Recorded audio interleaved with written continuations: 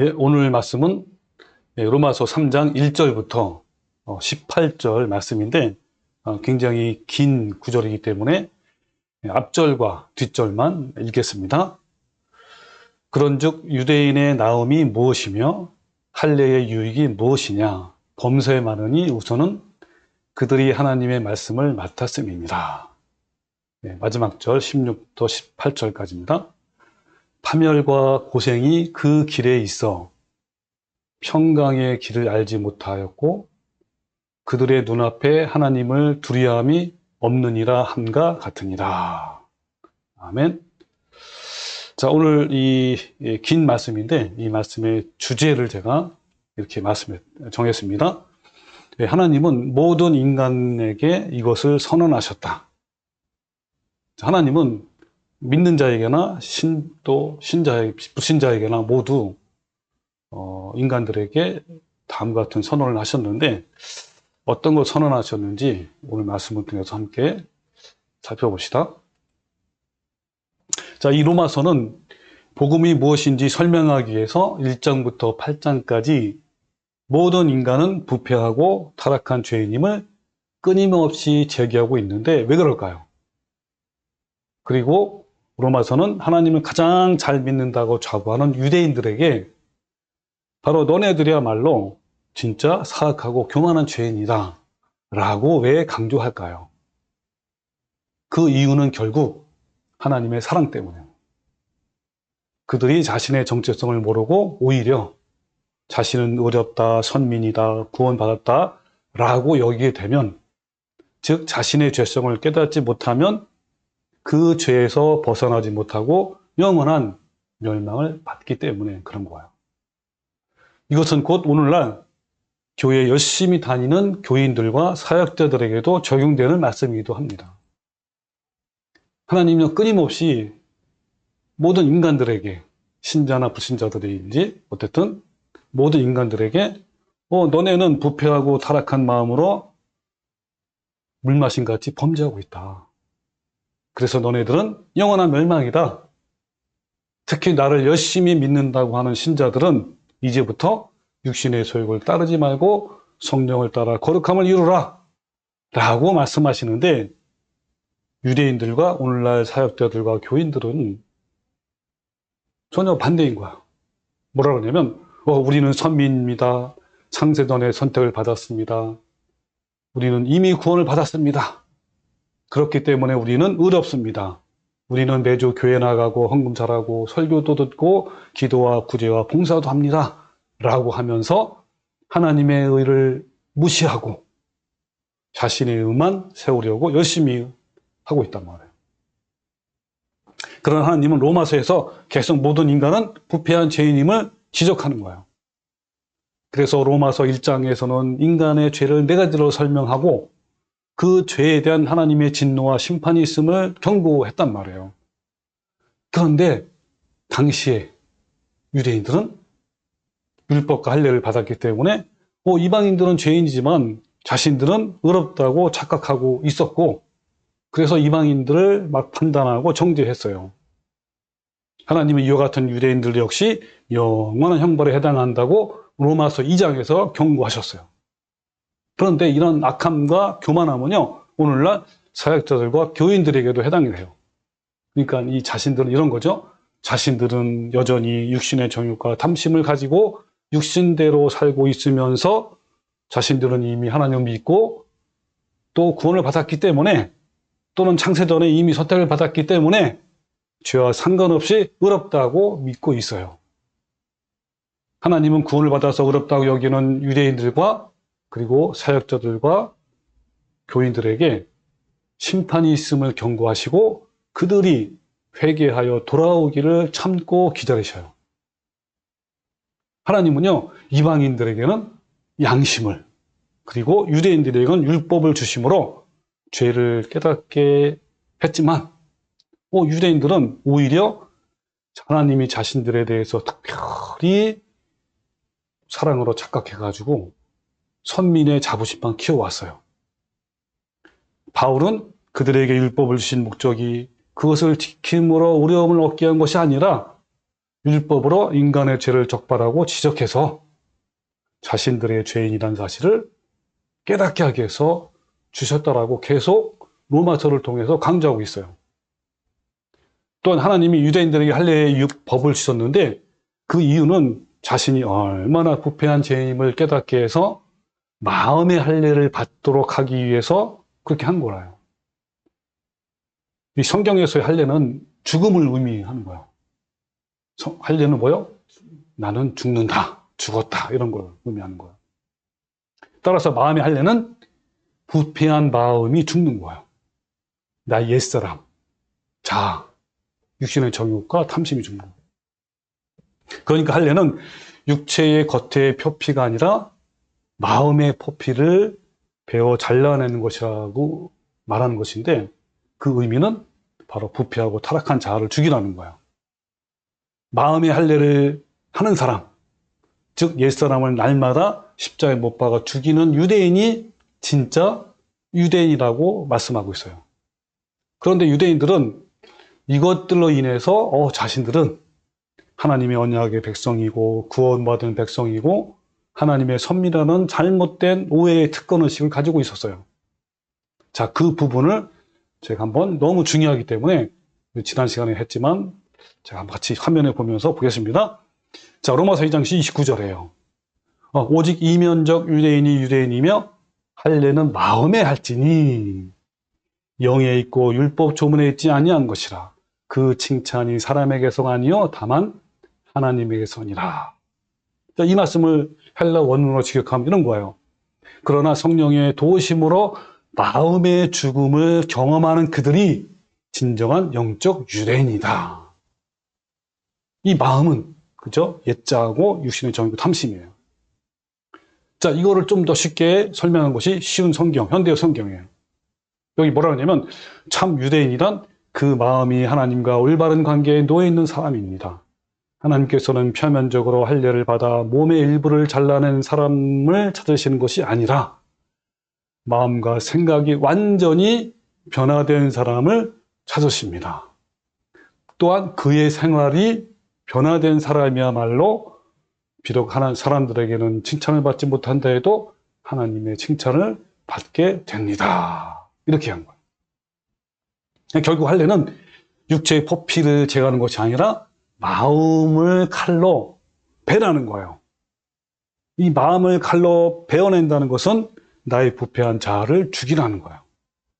그런데 유대인들은 또 유대인들처럼 이미 구원을 받았기 때문에 또한 이미 창세전에 선택을 받았기 때문에 의롭다라고 여기게 되면 결코 마음의 할례를 받을 수가 없게 되는 거예요. 여러분, 마음의 할례를 받아 예수님의 성품을 닮아가기 원하십니까? 그럼 먼저 자신이 얼마나 부패한 마음을 가진 죄인임을 절실히 깨닫고 상하고 통회하는 마음으로 십자가에 가십시오. 그러면 주님께서 선물로 우리 마음에 사랑과 희락과 화평을 한없이 부어주셔서 부어주신 그 힘으로, 사랑의 힘으로 우리는 주님의 거룩한 성품을 조금씩 닮아갈 수 있습니다. 자, 여기까지가 지난 시간에 알아본 거예요. 자, 이제 지금부터 붙는 말씀 3장을 이어갈 겁니다. 자, 3장 1절에는 뭐라고 있는지 같이 한번 화면을 보겠습니다. 자, 로마서 3장 1절. 그런즉 유대인의 나음이 무엇이며 할례의 유익이 무엇이냐? 범사에 많으니 우선은 그들이 하나님의 말씀을 맡았습니다. 이렇게 시작하는 거예요. 자, 유대인들의 나음이 무엇이냐? 할례의 유익이 무엇이냐 하면서 자, 이걸 좀 더 한번 해석을 해봅시다. 자, 그런즉 유대인의 나음, 이 나음이 뭐냐면 헬라어로 페리소스예요. 대단함, 뛰어남, 탁월함, 우월함. 그러니까 뭡니까? 유대인들에게 뛰어난, 대단한 것이 뭐냐? 그리고 할례의 유익이 무엇이냐 할 때 유익은 헬라어로 오펠레이야. 그러니까 유용함, 장점 이런 걸 말해요. 그러니까 할례의 장점이 뭐냐? 범사에 많으니 우선이라는 게 헬라어로 프로톤인데 먼저는 그들이 하나님의 말씀을 맡았다. 자, 그럼 질문 한번 하면요. 이 말씀은 여러분 긍정적인 말씀일까요? 부정적인 말씀일까요? 여러분 한번 이 부분을 한번 잘 생각을 해보시기 바랍니다. 자, 올바르게 이해하려면 2장부터 문맥의 흐름을 알아야 돼요. 2장부터 3장까지 이어온 내용이에요. 쭉 이어져 오는데, 근데 그 이야기의 최종 결론이 뭐냐면 3장 9절이에요. 3장 9절이 뭐라 하냐면, 그러면 어떠하냐? 우리는 나으냐? 우리는 누구냐? 유대인들이에요.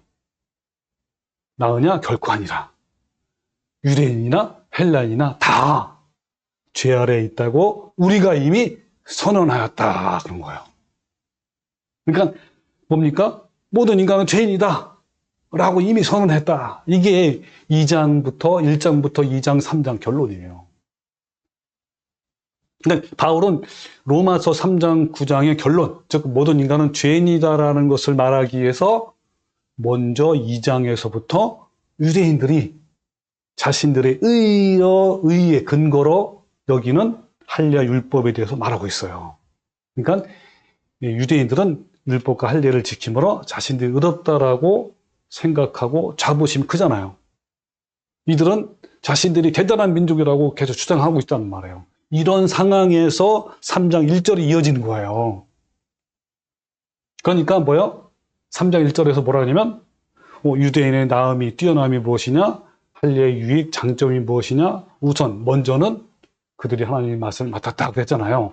이렇게 이어간단 말이에요. 이렇게 여기서 뭐 뛰어남, 뭐 장점, 먼저 뭐 이런 말 나오는데 이렇게 표현했는데 왜냐하면 유대인들이 아까 얘기처럼 할례와 율법을 하나님으로부터 받은 선택된 민족이고 사랑의 특권이라고 생각하기 때문에 그런 거예요. 그러니까 결국 이 말이 이 말씀은 유대인의 특권 의식을 깨뜨리기 위해서 반어법으로 하신 말씀이에요. 이 반어법은 뭐냐면 표현의 효과를 높이기 위해서 실제와 반대되는 의미를 하는 말이에요. 즉 뭡니까? 유대인들이 뛰어나고 장점이 되고 가장 우선이 율법과 할례를 가졌기 때문에 구원받았다라고 스스로 자부하지만 사도 바울은 단호하게 이 말씀을 들어서 아니다라고 반어법으로 선언하신 말씀이에요. 그러니까 2장에서는 율법과 할례를 받은 유대인들의 잘못을 계속 지적하고 있어요. 그리고 3장에서도 그 내용이 이어지면서 이렇게 한 거죠. 그런 유대인의 나음이 무엇이냐, 또 할례 유익이 무엇이냐, 범사에 많으니 우선은 그들의 말씀 맞았다. 라고 계속 유대인들의 잘못을 말하고 있는 거예요. 그러니까 이것을 해석하면 어떻게 돼요? 유대인에게는 나음이 없고 유익이 없고 또 율법과 할례는 특권이 아니라 단지 이방인에게 전하도록 먼저 위임받은 것에 불과하다. 이런 거예요. 그럼 어떠시죠? 성경을 어떻게 보느냐에 따라 이렇게 다른 거예요. 그래서 우리는 성경을 읽을 때 이 문맥의 흐름을 잘 파악해야 돼요. 문맥을 따라 읽으면 이와 같이 정반대의 뜻을 가지고 있는 거예요. 근데 대부분 말씀을 읽을 때 문맥을 무시해서 잘못된 해석을 범하는 경우가 많아요. 따라서 이 3장 1절 말씀을 제가 한번 어떻게 해석하는지 화면을 보면서 자세히 봅시다. 유대인의 나음, 뛰어남이 무엇이냐 그랬잖아요. 이 말은 본뜻이 뭘까요? 유대인들이 이방인들과 비교해서 뛰어난 점이 없다. 이런 거예요. 그 다음에 할례의 장점, 유익이 무엇이냐? 이 말은 무슨 말입니까? 할례의 장점도 없다. 범사에 많으니 먼저는 그들이 말씀을 맡았다. 이 말은 뭐예요? 단지 유대인들이 하나님의 말씀을 먼저 위임받은 것이 밖에 없다. 그래서 이걸 해석하면 이런 거죠. 유대인들은 이방인들과 비교해서 뛰어난 점이 없고 할례의 장점도 없다. 단지 그들이 하나님의 말씀을 먼저 위임받았을 것뿐이다. 라고 얘기를 한 거예요. 그러니까 얘네들은 이걸 굉장히 아주 자랑으로 여기자 자부심으로 여기는데 사도 바울은 그게 아니다라고 한 거란 말이에요. 쉽게 말하면. 자, 그러면요. 유대인들은 하나님으로부터 많은 것들을 받았는데 그 중에 가장 먼저는 하나님 말씀을 맡았다는 거예요. 그런데 먼저 말씀을 위임받은 것은 뭐 유대인들이 막 뛰어나거나 뭐 장점이거나 먼저라는 것이 아니라 오히려 먼저 위임받은 말씀을 이방인들에게 전하지 않는 것이 죄가 된다는 것을 바울은 지금 지적하고 있는 거예요. 즉 율법과 할례는 특권이 아니라 단지 이방인들에게 전하도록 먼저 위임받은 것이 불과하다. 그러니까 율법과 할례 그 자체가 사람을 구원하거나 변화시키는 것이 아니라 그것을 통해서 자신들의 내면을 진단받아 심판받을 죄인임을 인정하고 십자가에서 내 자아를 죽임으로 말미암아, 그러니까 마음의 할례를 받는 거죠. 성령의 열매를 맺게 해서 구원을 받기 위한 도구일 뿐이다라는 거예요. 그러나 유대인들은 율법과 할례를 가지고 있다는 사실만으로 구원받았다고 착각하는 거예요. 이는 마치 오늘날 사역자들과 교인들이 예배 열심히 참석하고 봉사하고 전도 등 열심히 종교 생활을 하면 자신들이 하나님께 인정받고 의롭게 되는 특권으로 여기는 것과 같은 거예요. 또한 이것은요, 안식일 계통의 교회가 있어요. 이 안식일 계통의 교회는요, 참 얼마나 특권을 가지고 있냐면 그 한 가지가 있어요. 혹시 뭔지 아세요? 네, 그렇죠. 안식일을 토요일로 지키는 것이 아주 굉장히 자부심을 느끼고 그래서 자기들만의 특권이고 그 자기들만의 구원이라고 여기는 것과 동일한 거예요. 똑같이. 자, 다시 본문으로 한번 돌아갑시다. 자, 화면에 보면요. 자, 이 3절부터는 아까 1절, 2절 말씀을 알아야만 이 말씀이 이해가 되는 거예요.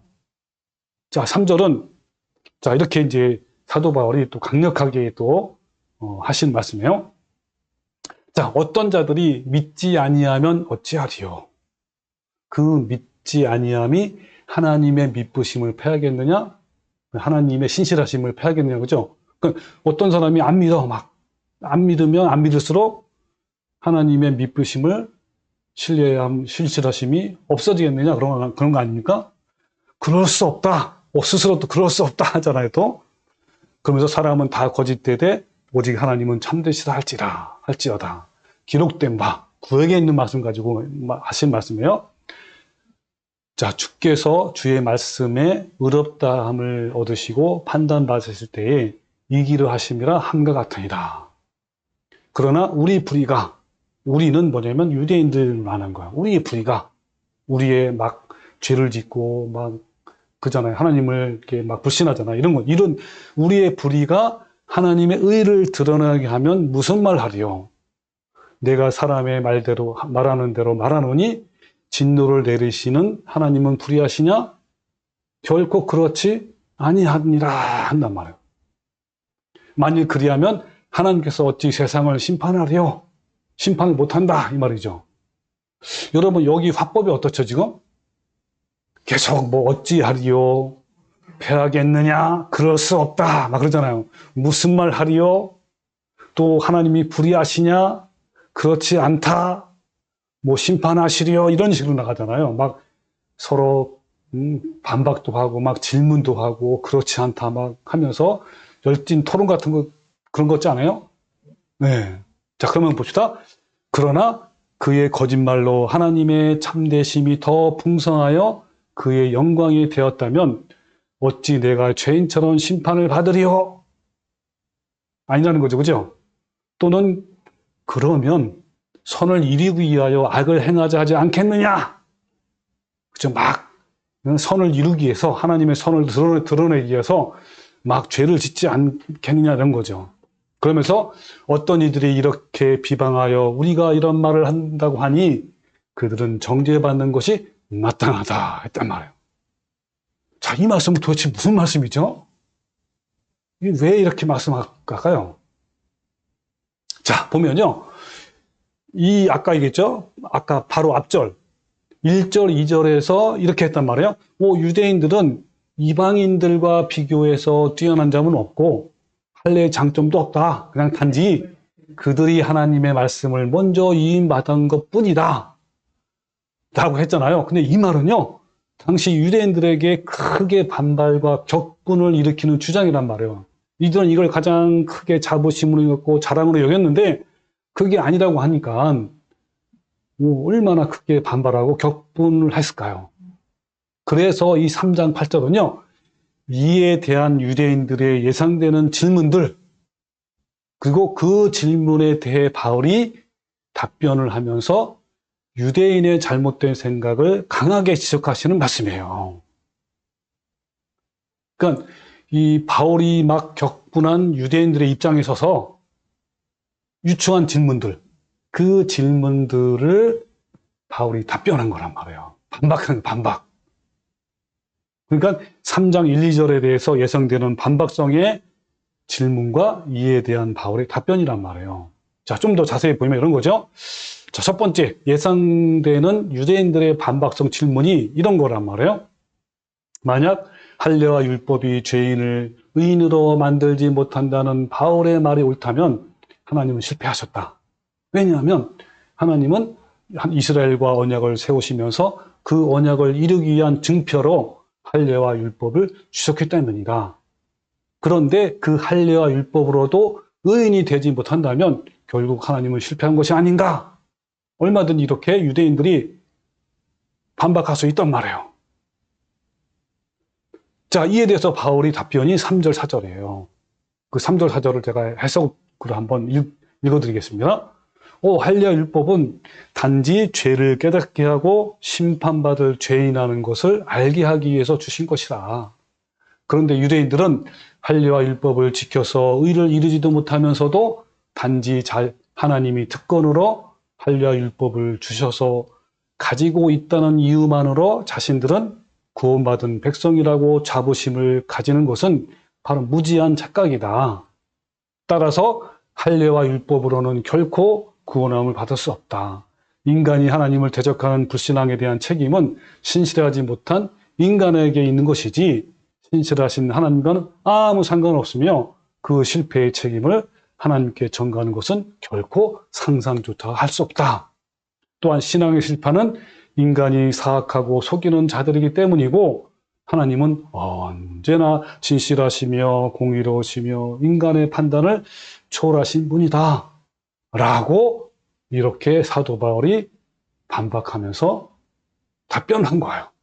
자, 또 이것은 마치 칼빈주의자들처럼 선민 사상을 가지고 있는 유대인들은 자신들을 하나님과의 같은 운명 공동체로 여겨서 자신들의 신앙과 구원의 실패는 곧 하나님의 실패로 여기는 거예요. 이것은 결국 자신들의 실패의 책임을 하나님께 전가하는 것과 같은 거예요. 이건 정말 궤변이죠. 이 모든 구원의 결과는 오직 인간 자신만의 책임임을 반드시 알아야 하는 겁니다. 자, 이제 두 번째 예상되는 질문, 반박성 질문이죠. 자, 이런 거예요. 우리가 실패했다고 인정하자. 그러면 우리의 실패가 오히려 하나님의 의를 드러냈으니까 결국 하나님께서 우리에게 감사하지 않겠느냐? 자, 이런 질문을 얼마든지 할 수 있는 거죠. 자, 이에 대한 바울의 답변이 바로 5절부터 8절이에요. 그러니까 5절은 유대인들의 불의로 하나님의 의가 드러난다면 진노를 내리시는 하나님의 역시 불의한 것이다. 불의하신 하나님이 어떻게 타락한 세상을 판결하시겠느냐, 심판하시겠느냐, 또 불의하신 하나님이 어떻게 불의한 인간을 심판하시겠는가. 이것은 선을 위해 악을 행하는 것 같다. 라고 이렇게 대답을 한 거예요. 자, 이걸 좀 더 해석하면 이런 거죠. 유대인들의 이러한 말은 궤변 그 자체예요. 자, 이것을 하나의 이제 좀 더 쉽게 하기 위해서 이렇게 설명할 수 있는 거예요. 마치 탕자 때문에 하나님의 사랑이 드러났으니까 아버지는 탕자에게 감사해야 한다는 억지 주장이에요. 또 마치 가룟 유다의 죄 때문에 예수님의 사랑이 드러났으니까 가룟 유다에게 감사를 해야 한다 하는 궤변이란 말이에요.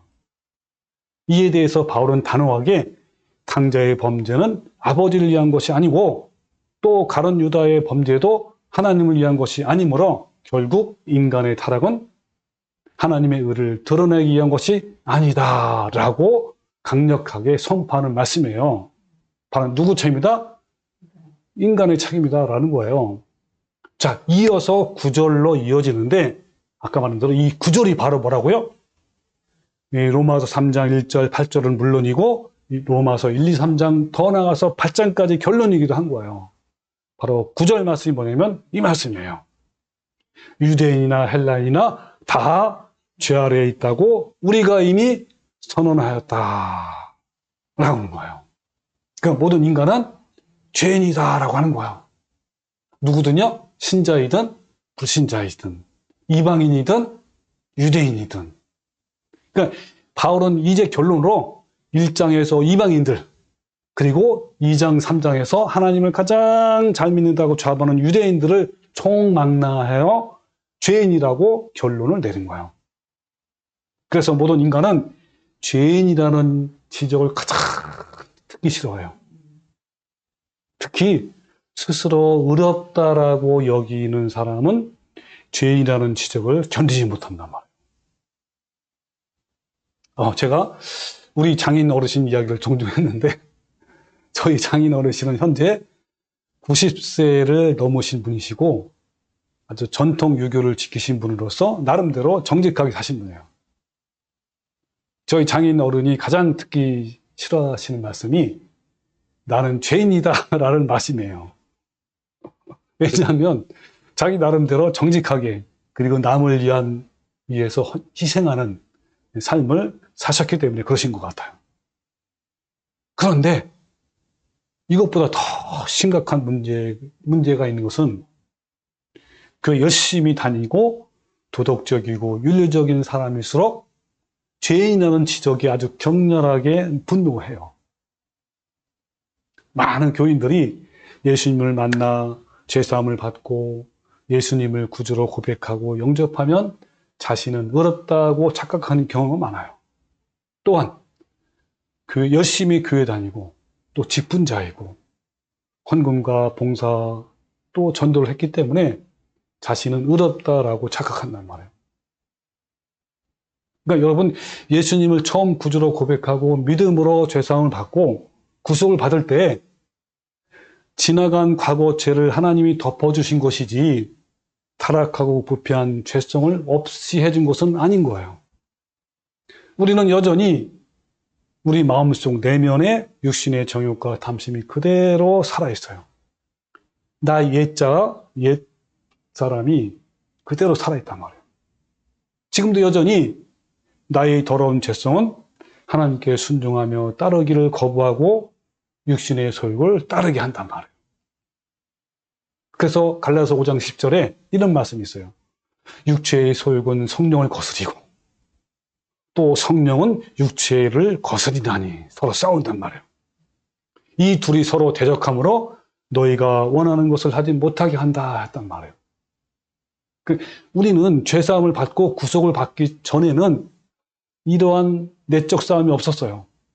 그런데 죄사함을 받고 내 안에 거룩한 성령이 오셔서 성령 열매를 맺기 원하시는데 내 안에는 여전히 살아있는 육신의 소욕이 강하게 저항한단 말이에요. 이때 우리는 육체의 소욕을 죽이고 성령을 따라 행해야 하는 거예요. 그러면 육체의 소욕을 따르지 않고 주님의 성품을 닮아가는 삶을 살 수 있는 거예요. 그래서 로마서에서도 8장 12절에 그러므로 형제들아 우리가 빚진 자로 돼 육신에게 져서 육신대로 살지 말아라 그랬단 말이에요. 너희가 육신대로 살면 반드시 죽을 것이다. 영원한 멸망이다. 그러나 영으로서 몸의 행실을 죽이면 영생을 얻는다라고 이렇게 말씀한 거예요. 여러분 우리는 구원을 받았지만 여전히 이 세상 것에 마음을 두고 돈을 사랑하게 되고 음란한 마음을 품게 되고 나를 비난하고 모욕하는 자들을 미워하고 분노하게 되고 또 조금만 잘 되어도 막 자랑하고 교만한 이 더럽고 부패한 죄인이라는 것을 깨달아야 하는 거예요. 날마다 예수님의 십자가 앞에 가게 하는 원동력은 바로 내가 얼마나 타락하고 부패한 죄성이 있는가, 죄인인가를 깨닫는 거예요. 그것에 있단 말이에요. 내가 이미 의롭다고 여긴다면 어떻게 상하고 통회하는 마음으로 또 가난하고 애통하는 마음으로 주님께 나갈 수가 있겠습니까? 또 어떻게 내 안에 있는 육신의 정욕과 탐심을 죽이고 주님의 성품을 닮아가겠습니까?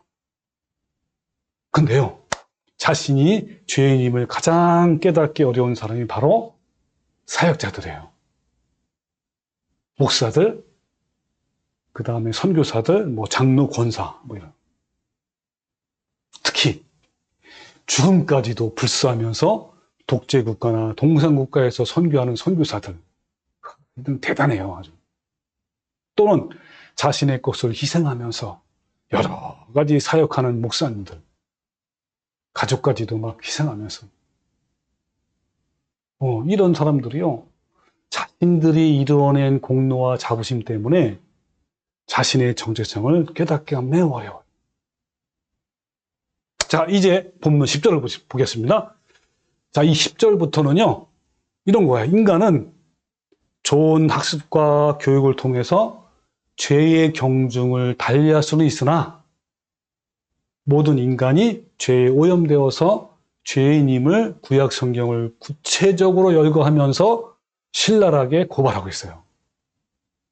특히 율법과 할례를 행함으로 의롭다고 자랑하는 유대인들을 향해서, 그리고 그들이 항상 읽고 묵상하고 연구하는 구약 성경을 통해서 죄인임을 밝히 드러내는 거예요. 자, 그러면 10절부터 한번 봅시다. 자, 화면에 보면요, 기록된 바, 이 기록된 바는 뭐예요? 구약에 있는 말씀이에요. 그죠? 특히 시편과 전도서에 있는 말씀을 가지고 왔어요. 자, 구약에는 이렇게 기록되어 있다. 너네들아, 잘 들어봐라. 이런 거예요. 자, 뭐라고 기록됐냐면, 의인은 없나니 하나도 없으며 깨닫는 자도 없고 하나님을 찾는 자도 없고 치우쳐 함께 무익하게 되고 선을 행하는 자는 없나니 하나도 없다. 자, 이렇게 너네가 읽고 묵상하고 연구하는 이 구약 성경에 이렇게 있단 말이야. 라고 하면서 이 말씀을 하는 거예요. 여기서 의인도 없고 깨닫는 자도 없고 선을 행하는 자도 없다. 이것은 뭐냐면 이 말은 유대인들에게 매우 충격적인 말이에요. 왜냐하면 유대인들은 자신들의 율법을 지킴으로 의인이라고 여긴 거예요. 그리고 말씀을 읽고 묵상하고 암송함으로 말씀을 깨닫는 자이고, 그리고 또 자선행위를 함으로써 자신들은요, 선을 행한다고 자부한단 말이에요. 따라서 바울이 유대인들에게 이런 모든 것이 없다고 지적한 것은요, 그들에게는 감당하기 어려운 충격이었단 말이에요. 엄청 충격이죠. 유대인들 뿐만이니까요. 이런 현상은 오늘날 사역자들과 교인들에게도 동일하게 적용해요. 그러니까 무슨 말이냐면, 예수님을 믿고 열심히 교회에 다니더라도 마음속에 부패한 죄성이 있으며 그 죄성을 다스려서 예수님의 성품을 갖지 못하면 영원한 멸망이다 라고 지적하면 어떻게 합니까? 이들은 막 격분하고 부인한단 말이에요. 그런데 유대인들은 오늘날 교인들보다, 그렇게 격분하는 교인들보다 신앙생활을 더 열심히 했단 말이에요. 그죠? 10의 3조를 드리고 정한 시간에 매일 기도하고 매주 2회 금식을 해요. 그리고 매주 한 번 정도는 자선행위, 즉 구제를 하고요. 그리고 날마다 성경 연구하고 가르쳐요. 이러한 유대인들을 향해 예수님은 너네들이야말로 진짜 사악하고 교만한 죄인이라고 하시는데, 더 불행한 일은 이런 유대인들보다도 못한 교인들이 오늘날 더 많잖아요. 그죠? 그러면서도 자신들은 이렇게 열심히 교회에 나가기 때문에 의롭다고 생각하는 거예요.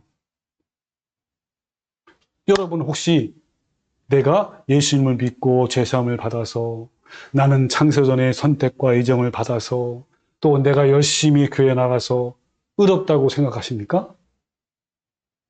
자신이 의롭다고 여기는 자에게는 예수님이 필요 없어요. 예수님은요, 죄인을 부르러 오셨다고 말씀했습니다. 예수님이 이 땅에 오셔서 처음으로 산에서 설교하셨어요. 이것이 산상본이에요.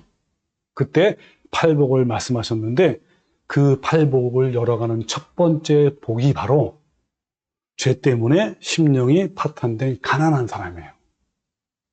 그러니까 진짜 가장 복이 있는 사람은 먼저 본인이 죄인임을 깨닫는 거예요. 자, 바울은 계속 이어서 인간의 죄성을 적나라하게 드러내고 있어요. 자, 13절 한번 봅시다. 얼마나 적나라하게 드러내는지. 13절. 그들의 목구멍은 열린 무덤이요. 그들이 누구죠? 모든 인간들이에요. 여기서는 특별히 누구예요? 유대인들. 가장 예수님을 잘 믿는다는 유대인들에게 하신 말씀이고, 이것은 곧 우리한테 하신 말씀이에요. 근데요, 이 말씀을 보세요. 얼마나 리얼한지. 그들의 목구멍은 열린 무덤이요. 그 혀로는 속임을 일삼으며 그 입술에는 독사의 독이 있고 그 입에는 저주와 악독이 가득하다. 저는요, 이 말씀을 많이 읽을 때마다 나는 이렇지 않아. 나는 아니야. 이렇게 읽었어요. 그리고 다른 사람, 악한 사람들만 해당되는 말씀이 이렇게 읽었단 말이에요. 근데 이 말씀은 그런 사람한테 하신 말씀이 아니라 바로 가장 하나님을 잘 믿는다는 사람들에게 하신 말씀이에요. 너네들 똑같다. 이 말이에요. 똑같다. 자, 그래서 그들의 목구멍은 열린 무덤이요 라는 건 뭐냐면, 당시의 팔레스타인의 무덤은요, 큰 동굴 안에 시체를 놓고 입구를 돌로 막는 형태란 말이에요. 만약 입구에 돌이 없다면 악취와 함께 흉측한 모습이 적나라하게 드러나게 되는 거예요. 이와 같이 열린 무덤처럼 사람의 이 또 벌리기만 하면 어떻게 되는 거예요? 좋은 때는 아니죠. 좋은 때. 좋은 때는 아닌데 어떤 때요? 항상 나쁜 상황일 때 말하면 나쁜 상황일 때. 그러니까 자기를 괴롭히는 왼수 같은 상대방에게 막 시기하지요, 질투하지요, 미워하지요, 증오하고 막 분노하고 비방하고 막 비판하고 중상모략, 정죄의 말들이 끊임없이 쏟아져 나온단 말이에요. 저 악한 사람들한테 있는 게 아니라 나한테도 있는 것이고, 그렇죠? 열심히 가장 잘 믿는다는 사람들한테 이렇게 말씀하십니다. 여기인 것처럼 뭐 교육과 수양과 훈련으로 정도의 차이는 있어요. 그죠? 그렇지만 이것이 모든 인간, 즉 교인이든 아니든 부패에 의한 죄성이란 말이에요. 예수님은 입에서 나오는 것은 마음에서 나오는 것이로 사람을 더럽힌다고 말씀했어요. 그래서 마태복음 15장 18절에 입에서 나오는 것들은 마음에서 나오나니 이것이야말로 사람을 더럽게 하느니라. 자, 마음에서 어떤 게 나옵니까? 악한 생각과 살인과 간음과 음란과 도둑질과 거짓 증언과 비방이란 말이에요. 자, 본문 말씀에서도 입과 관련된 모든 것들, 아까 말한 목구멍, 혀, 입술, 입, 이것은 하나같이 오염되고 부패했다는 거예요. 자, 본문 다시 한번 보면 그들의 목구멍은 열린 무덤이요 그 혀로는 속임을 일삼으며 그의 입술에는 독사의 독이 있고 그 입에는 저주와 악독이 가득하다. 이것이 인간의 마음, 즉 나의 마음이 이와 같이 부패하다는 거예요. 이 말씀은 나의 내면과 마음, 내 자아, 내 속사람, 이것을 있는 그대로 보여주는 거예요. 여러분은 어떠신가요? 나의 마음은 이렇게 부패하고 간사한 거예요. 그래서 날마다 예수님 십자가를 가야 되는 거예요. 그래서 예수님이 필요한 거예요. 그래서 예수님이 오직 예수님인 거예요. 예수님께로 가면 나의 완고하고 부패한 내 자아가 점점 깨어지고 부서져서 하나님의 거룩한 형상을 점점 닮아가는 거예요. 여러분, 예수님이 아니면 우리는 아무것도 없습니다.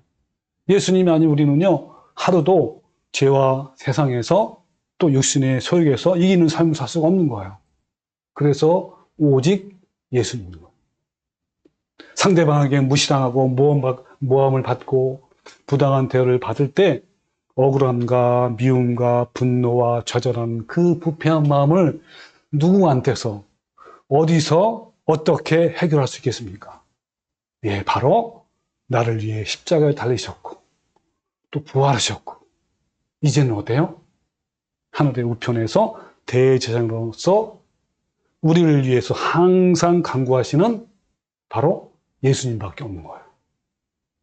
그 예수님과 함께 나의 부패한 자아를 십자가에 못 박아 깨트리고 부시하는 거예요. 그때 하나님이 부어주시는 사랑과 기쁨과 희락으로 주님의 성품을 닮아가시는 거예요. 자, 이제 또 이어서 15절을 봅시다. 자, 15절. 자, 이번에는 입이 아니라 발. 이 발, 손과 발은 뭘 대표로 하는 거죠? 행동, 행위를 말하는 거란 말이에요. 그 발은 피 흘리는데 빠르대요. 와. 이 피 흘리는 데는 뭐냐면 생명에 대한 위협이나 도발하는데 날카롭고 예리하다는 거예요. 그러니까 인간은요, 뭐 입술이나 혀, 목구멍뿐만 아니라 행위 역시 피치 못할 상황이 오거나 또는 높은 위치의 환경이 주어지면 악하게 변질돼요. 지금은 편안하니까 좋은 것 같지만 안 그렇단 말이에요. 그 본성이 드러날 때가 있어요. 언제? 피치 못할 상황이 오면. 또 자기가 높은 위치에 있으면 그걸 뭐라 그래요? 갑질. 하잖아요. 이때 그것들을 이용하여 날카롭고 예리하게 다른 사람들을 위협하고 협박하고 도발한다는 거예요. 자, 본문. 이어서 16절. 자, 그러기 때문에 어떻다는 겁니까? 인간은 어때요? 모든 인간은 파멸과 고생이 그 길에 있단 말이에요. 여러분, 이 파멸의 길을 걷고 있는 거예요. 고생의 길을 걷고 있단 말이에요. 그리고 평강을 알지 못해요. 이 평강을 알지 못한다는 말은 뭐예요? 평강을 경험함과 체험적으로 알지 못한단 말이에요. 알 수가 없죠. 그리고 그들의 눈앞에 하나님을 두려워하는 것은 뭐냐면 경외함이에요. 경외함이 없단 말이에요. 여러분, 로마서 2장 9절에도요. 악을 행하는 각 사람의 영에는 환난과 곤고가 있다라고 했단 말이에요. 자신을 억울하게 만든 타인에 대해서 언어적, 그 다음에 행위적으로 부패한 인간, 신자이든 불신자이든 스스로 저절로 파멸과 고생과 환난과 곤고의 불행한 삶을 살게 돼요. 그들은 이 땅에서 지옥의 형벌을 미리 맛보게 된단 말이에요. 그 결과 부패한 인간에게는 평강을 에이레네, 샬롬, 평화, 화평, 이거란 말이에요. 이것이 없고 또 하나님에 대한 경외심이 없어요. 그러나 육체의 소욕을 죽이고 성령을 따라 행하며 하나님을 경외하는 자들에게는 평강을 맛보며 그리고 성결하고 거룩한 삶을 살 수 있는 거야. 그러나 탐욕과 정욕 가운데 살고 있는 자들에게는 이러한 평강을 경험할 수 없어요. 따라서 우리는 날마다 성령의 도우심을 받아서 육신의 소욕과 싸워야 돼요. 이겨야 되는 거예요. 그렇지 않으면 육신의 소욕과 죄성이 나를 지배해버려요. 자, 여러분 지금부터 중요한 얘기를 한번 할게요. 여러분이 자신의 정체성에 대해서 어느 정도 인식하고 있는가를 한번 체크해보는 시간을 가질 거예요. 일명 체크리스트라고 하는 거예요. 자, 여기 A라는 사람과 B라는 사람을 소개할게요. 여러분은 두 사람 중에 어디에 해당되는지 체크를 해보면 되는 거예요. 이것은요, 여러분이 올바른 생명의 길로 가고 있는지 아니면 영원한 멸망의 길로 가는지 알 수 있는 매우 중요한 바로미터가 되는 거예요. 자, A라는 사람은 이런 사람이에요. 멀리 있어서 감히 눈을 들어 하늘을 쳐다보지도 못하면서 다만 가슴을 치며 기도하기를, 주님, 저는 죄인입니다. 선한 것이 하나도 없습니다. 하나님, 저를 불쌍히 여겨주세요. 나의 부패한 마음을 깨뜨려주세요. 그러니까 이런 상태는 과거에도 현재에도 또 주님께 더 가까이 갈수록, 믿음이 더 성숙할수록 자신의 부족함과 부패한 마음을 보고 늘 탄식하는 사람이 바로 A라는 사람이에요. 자, B라는 사람. 자, B라는 사람은 이렇게 기도하는 거예요. 하나님이여, 나는 1회에 2번씩 금식하고 소독의 11조를 막 드리고 열심히 교회 다니고 봉사와 기도와 전도를 열심히 합니다. 주님, 저는 목사이고 선교사이고 장로입니다. 저는요, 날마다 주일날만 겨우出석하는 저 집사와 같지 않습니다. 나는 불신자들처럼 토색이나 불이나 가늠하는 자들과 같지 아니합니다. 또 이 A라는 사람과 같지도 않습니다. 라고 등등 하는 사람들이에요. 자, 여러분은 지금 어떤 상태인가요? 이 부분은 너무 중요한 거예요. 우리의 마음의 상태에 따라 영생의 길로 갈 수도 있고 영원한 멸망의 길로 갈 수 있단 말이에요. 여러분이 만약 조금이라도 B라는 사람의 마음과 태도를 갖고 있다면 바리새인이 되어가는 중임을 알아야 돼요. 조금이라도 나는 이런 사람이야 라는 마음이 막 슬금슬금 올라오면 그렇단 말이에요. 그러면 로마서 2장 3장에 등장하는 유대인들처럼 결국 구원을 받지 못하고 영원한 멸망에 빠지게 된단 말이에요. 근데 처음에는 A라는 사람처럼 시작을 해요. 근데 자신의 의가 점점 많아지면서 저절로 자신도 모르게 B라는 사람처럼 되어가는 거예요. 이것은요, 누구도 예외가 될 수 없어요. 모든 인간은 부패한 마음 때문에 늘 깨어있지 아니하면 언제든지 누구든지 바리새인이 될 수 있어요. 자, 다시 한번 강조합니다. 이 부분은 우리의 생명이 걸린 문제예요. 그래서 그 위대한 사도 바울조차도 나는 죄인 중에 괴수입니다. 나를 복종시킵니다. 주님, 저는 날마다 죽습니다. 라고 고백한 거예요. 자, 관련된 성경을 한번 찾아볼까요? 디모데후서 1장 15절에 나는 죄인 중에 괴수니라. 근데 왜 괴수라고 했죠? 왜냐면요, 빛 대신 주님께 더 가까이 갈수록 우리는 자신의 부패함을 더 깨닫게 되고 더 겸손해져서 주님께 날마다 가게 돼요. 그래서 바울은 날마다 죽는다고 고백하는 거예요.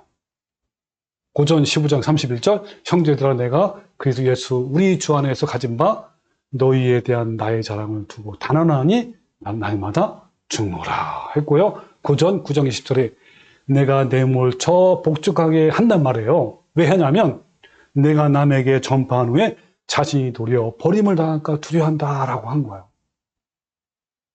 왜 바울이 날마다 죽어하며 왜 하나님께 버림을 받는 것에 대해 두려워할까요? 바울같이 유명한 사역자의 가장 큰 약점은 자랑과 교만으로 하나님의 영광을 도둑질하는 거예요. 그래서 바울은 날마다 골방에서 주님과 직면하면서 혹시라도 영광을 하나님께 돌리지 않고 자기가 취했는지를 막 돌아보는 거예요. 그런 마음이 조금이라도 있다면 그 마음을 돌이키고 십자가에 못 박아 죽이는 거란 말이에요. 그럼 인간은요, 자기가 인정받고 싶어하고 칭찬받고 싶어하고 영광을 받고 싶은 욕망이 얼마나 강한지 모릅니다. 주님의 십자가 앞에서 날마다 그렇게 죽지 아니하면 그 죄의 덫에 누구든지 특히 사역자들은요, 이 걸리기 쉽단 말이에요. 날마다 깨어있지 아니하면 어느새 슬그머니 내 안에 떼아리를 들고 있다가 그런 상황이 되면 악한 죄를 짓게 해서 그 영혼을 파멸시키고 평강을 알지 못하게 한단 말이에요.